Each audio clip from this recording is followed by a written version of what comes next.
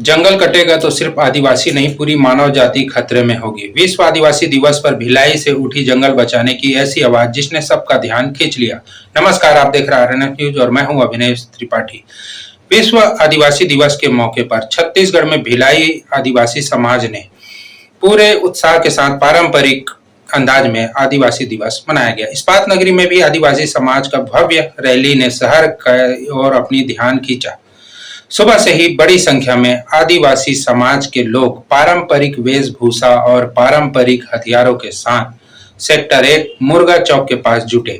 ढोल नगाड़ों की थाप पर पारंपरिक नृत्य करते हुए रैली निकाली गई, जो रिसाली स्थित आदिवासी भवन तक पहुंची। इस दौरान आदिवासी समाज के अध्यक्ष और पदाधिकारियों ने जंगल की लगातार कटाई को लेकर चिंता जताई।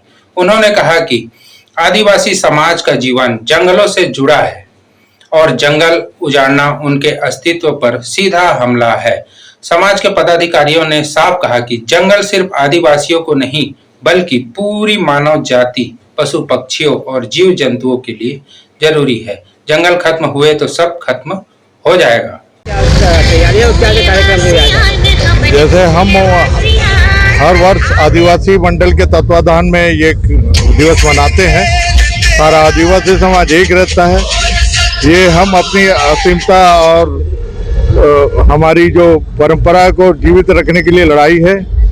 हमारी इस बार प्रमुख मांग सरकार से ये है, जो छत्तीसगढ़ में यूसीसी लागू करने की बात चल रही है, उसमें हम लोगों का पुरजोर विरोध रहेगा कि हमें उस यूसीसी से अलग रखा जाए, जिससे कि हमारी धर्म, संस्कृति, रूढ़ी, परंपरा बनी रहे।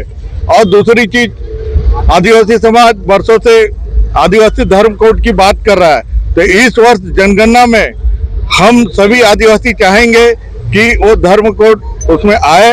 अगर नहीं आता है तो हम उसमें कुछ और अन्य वाले जो कॉलम में भर के उस प्रतिशत को बढ़ाना है, जिससे कि सरकार को भी लगे कि अन्य क्या है, ये आदिवासी समाज है।